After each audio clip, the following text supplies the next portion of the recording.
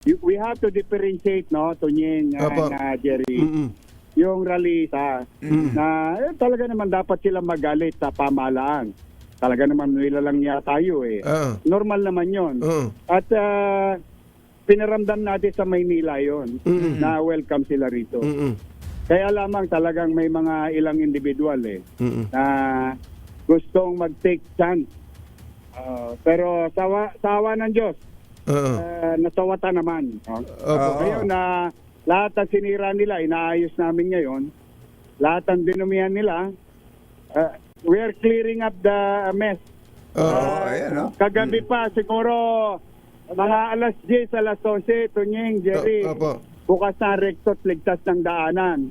Ngayon, nag-resume naman kami kanina ng alas 3 sa madaling araw Mm-mm. para pinturahan yung mga dinumihan nilang private property, government property. Pero Tunying, pag nakita mo rito, parang war zone dito. Nako Talagang grabe. Oo. Kaya, Pero hindi mo mapapatawad eh. Talaga po. Ewan ko sa mga nanonood at nakikinig, ano? Hindi mo mapapatawad itong mga lokon to. Yorme, yung po, Yorme, Yung lalo, mga magulang nakikiusap, humingi ng tawad. Katwiran ko naman bakit yung pinabayaan yung anak ninyo? ayun. oo. Yung, Magkano damage siya, Yorme? Ay, milyon-milyon ho ito. ay, grabe. Pati mga stoplight, ang MMDA. Ay, grabe. Nakita ayan. po namin yung video na hinahataw yung stoplight, yung traffic lights. Eh, grabe. Para bang mga hamog. Alam mo, Tunying, Jerry, at sa Apa. mga nakikinig natin, madami na tayo nakitang rally Opo. sa buhay natin, no? Sa edad natin ito. Mm-mm. Ibang uri ito. Mm-mm. Hindi ito Iba gawain nga, ng mga rallyista na may hinanakit sa pamahalaan, may hinihingi sa pamahalaan. Hindi ito, mga tolongges to. Hindi kaya mga naka-drugs yung mga yan, Yorme? Well, Napacheck nyo na ba? Matino pag-iisip mo, hindi mo gagawin. Kaya yun. nga eh. Oo. Tapos pati yung nawalang, yung nananahimik na Sogo Hotel, Oo. pinasok at pinisala. Kagabi, pinuntahan ko nga, mga alas 9, no? Tinanong ko yung manager, kamusta ba yung mga naka-check-in, ligtas naman ba? Okay naman daw, awa ng Diyos.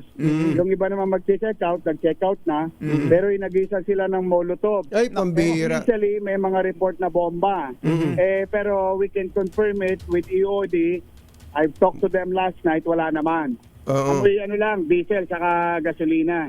Molotov talaga, Molotov. Oo. Pero Mayor, gusto lang po namin sabihin yung pong ginagawa nyo ngayon na pinipinturahan nyo. Narinig nga po namin yung isang report kanina na gusto nyo pagising ng mga kababayan natin burado na yung mga vinandalized yan The least thing that we can do for our people, wag na lang makita at maalala yung kagaguhan ng mga batang yon. Opo. Gusto ko kahit papaano man lamang sa maliit naming kaparanan, maging maliwalas muli ang Maynila. Hirap tayo linisin to. Nababoy ng saglit. Tama. Pero pumanatag sila. Dito pa lang tayo sa Recto, Moraita, U-Belt. Sa Top Avenue naman tayo, saka sa pati yung UDM. Tama. Sana po. Try and do our best. Sana po. Ibalik sa kaliwasan ng Maynila.